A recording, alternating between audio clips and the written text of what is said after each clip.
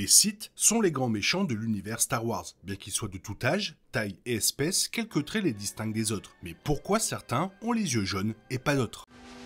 Allons, c'est l'heure de l'histoire, mon poulet au miel. On ouvre les petits volets. Cœur vaillant, œil sur la balle, on ne peut pas perdre. Parmi les caractéristiques des Sith, on retrouve un amour évident pour les vêtements sombres et les sabres laser rouges. Toutefois, d'un point de vue physique, le seul véritable point commun entre les Sith est la présence d'yeux jaunes à l'exception de certains, comme Dark Tyrannus, alias le Comte Dooku. Pour le dire franchement, la plupart des Sith semblent tout droit sortis d'un cauchemar, et à juste titre. Outre leur rôle d'indice visuel supplémentaire pour un Dark Vador racheté, ils incarnent un mal indéniable. Ce sont eux que les Jedi doivent arrêter pour retrouver et maintenir l'équilibre de la Force. L'égoïsme, la cupidité et la colère des Sith les poussent à privilégier la cruauté, le meurtre et la conquête. Ainsi, leurs yeux démoniaques sont un élément approprié qui, au cinéma, permet également de faire comprendre aux spectateurs qui est le mal. Toutefois, la couleur des yeux des Sith ne se limite pas à un simple effet visuel.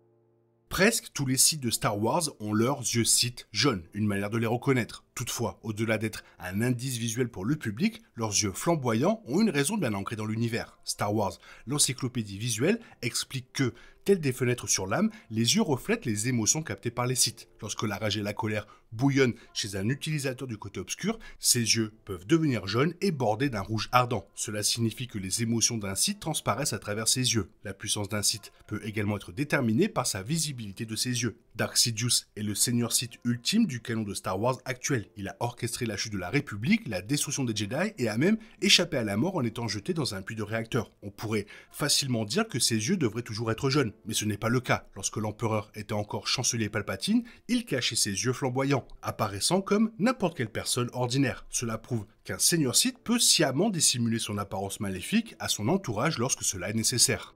Les autres Sith ne prennent généralement pas la peine de cacher la couleur de leurs yeux. Dark Maul et son frère Savage Opress, par exemple, arborent généralement les yeux Sith dans The Clone Wars. Moins calculateurs que Dark Sidious, ils ne dissimulent pas leur vilainie. Ils sont aussi probablement plus rongés par la colère pure que n'importe quel Sith de Star Wars, ce qui rend plus difficile de dissimuler les manifestations extérieures de leur rage. À l'origine, Dark Maul voulait détruire les Jedi, mais après avoir été mutilé sur Naboo, il s'est détourné de Dark Sidious. Ses blessures l'ont plongé dans la haine et la soif de vengeance. Ce mode de vie transparaissait dans son regard, et il a appris à son frère à se comporter de la même manière. Par conséquent, il bouillonne constamment d'une rage visible qui traduit leur désir de vengeance et de domination.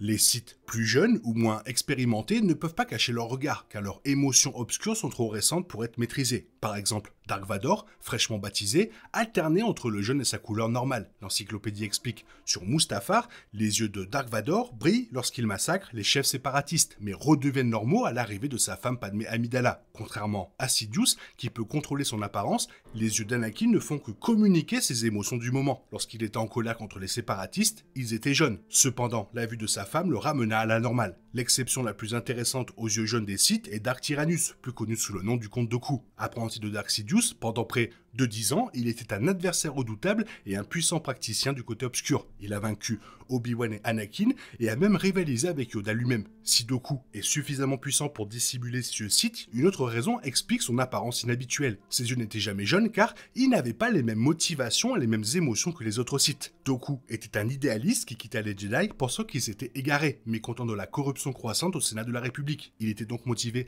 par des objectifs philosophiques et politiques, et non pas par des émotions du côté obscur comme la rage et la conquête. Il est même possible qu'il ait pensé faire le bien dans la galaxie en détruisant la République et en la remplaçant par la Confédération des systèmes indépendants. Bien sûr, Sidious ne lui révéla pas tout le plan, ce qui ne lui fut pas très bénéfique. Quoi qu'il en soit, les yeux de Dooku n'étaient pas jaunes, car il n'était pas motivé par la colère. Il était simplement un utilisateur pragmatique du côté obscur et n'avait donc pas la couleur habituelle des yeux des Sith. Il est intéressant de noter que Star Wars a commencé à montrer clairement que le comte Dooku avait peut-être raison au sujet des Jedi. Autrefois puissant maître Jedi, Dooku a commencé à percevoir l'hypocrisie de l'ordre et de son maître Yoda dans les années précédant la menace fantôme. Après la mort de Qui-Gon Jinn, son ancien élève, Dooku a finalement abandonné les Jedi, réalisant qu'ils ne seraient jamais les pacificateurs qu'ils avaient toujours prétendu être. Tales of the Jedi illustre parfaitement les dilemmes moraux de Dooku avant son changement, et il est difficile de ne pas être d'accord avec lui. Dooku affirmait que les Jedi étaient des fanatiques hypocrites, obsédés par leur propre pouvoir, et croyaient la République corrompue. Si la réponse de Dooku à ces problèmes était certainement la mauvaise, ses observations contenaient une part de vérité. L'histoire de Dooku est donc d'autant plus déchirante qu'il aurait facilement pu devenir le sauveur de la galaxie s'il n'avait pas été séduit par le côté obscur. Au lieu de cela, il a été utilisé comme un pion dans le jeu de Palpatine, perdant la vie au service de la corruption qu'il cherchait à détruire. Le comte Dooku est l'un des seigneurs Sith les plus singuliers de la franchise Star Wars, car son pouvoir ne provient pas de la rage, mais du désir de faire le bien pour la galaxie. Aussi mal avisé qu'il ait pu être, l'absence de vision Sith chez Dooku ne fait que démontrer à quel point il maîtrisait son utilisation du côté obscur, espérant à tort qu'il contribuerait à faire de la galaxie un monde meilleur. La sortie de The Acolyte a apporté un nouveau seigneur Sith, et avec lui, une foule de nouvelles implications quant à leur comportement. Kimir passe la première moitié de la saison déguisé en un faux marchand et contrebandier, un personnage louche, certes, mais bien trop inoffensif pour être un Sith. Il se révèle dans l'épisode 5 de la saison 1, après avoir porté un casque pour dissimuler sa véritable identité. Comme Dooku, il n'a pas les yeux jaunes des Sith. De même, il ne se considère pas comme mauvais, ou du moins pas complètement mauvais. Au contraire, il reconnaît la noirceur qui sommeille en lui et condamne les Jedi pour leur hypocrisie flagrante, notamment lorsqu'ils lui tendent une embuscade par surprise et l'attaquent avec leur sabre laser. Bien que incontestablement maléfique, il prend ouvertement plaisir à tuer et désigne une victime comme ça. Sa rage trouve ses origines dans des raisons compréhensibles. Il n'y a pas un grand écart entre la position de Dooku et la sienne, surtout à une époque où les Jedi répriment ouvertement tout utilisateur de la Force n'appartenant pas à leur ordre. Le port du casque par Kimir confirme indirectement le besoin de secret des Sith, surtout avant la chute de la République, lorsque les Jedi étaient omniprésents. Cela pourrait facilement les aider à dissimuler leurs yeux jaunes aux passants et souligner la nécessité de rester invisible, indispensable à Kimir et à Dooku. Quoi qu'il en soit, Kimir semble corroborer les théories sur le fonctionnement des yeux jaunes des Sith dans l'univers.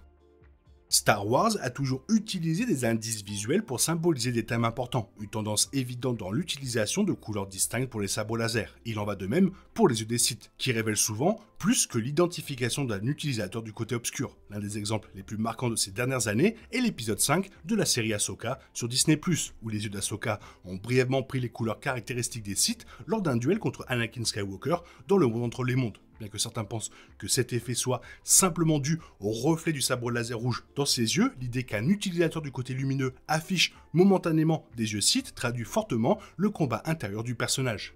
Jusqu'à ce moment-là, pendant une grande partie de la série, Ahsoka s'est crue durablement souillée par les enseignements de son maître et était donc elle-même un symbole de son sombre héritage. Cette souillure l'a amenée à vivre constamment dans l'ombre du passé, se retenant de suivre ses traces. Son combat littéral contre Anakin dans l'épisode 5 est un combat contre cette notion, quelque chose à laquelle elle succombe presque lorsqu'elle tourne son sabre laser rouge sur lui et le regarde avec des yeux Sith. Toutefois, à cet instant, elle perçoit son influence sur elle pour toute sa force, l'accepte et la laisse aller. Anakin était bien plus que ses parts d'ombre, tout comme elle. Ce qu'il a enseigné à Ahsoka fera toujours partie d'elle, y compris les bonnes choses. En le reconnaissant, elle réalise qu'elle n'a pas à craindre de répéter ses erreurs en basculant du côté obscur. Que ses yeux Sith aient réellement changé dans cette scène ou que l'effet ait été causé par un reflet, l'impact est le même. Elle choisit de lâcher prise et, ce faisant, peut enfin commencer à vivre l'instant présent. Le fait que ce simple indice visuel puisse transmettre une telle part de la signification thématique du parcours d'Ahsoka est exactement la raison d'être des yeux Sith, et les spectateurs continueront probablement de les voir utilisés de cette manière dans les futurs récits Star Wars. Je pense sincèrement que les yeux Sith jaunes seront vraiment importants dans le film de James Mangold, Dawn of the Jedi. Parce que bon, forcément, il y aura les premiers Sith. Toi, qu'est-ce que tu en penses? Fais-moi part de ton avis Fais-moi part de ton avis dans la zone commentaire. Sinon, comme d'habitude, bisous bisous, bye bye, que la force soit avec toi. Il est impossible de compter sur les autres de nos jours. On est obligé de tout faire soi-même. Je me trompe? Rien de grave. J'avais tout prévu. Où va le monde? Je vous le demande.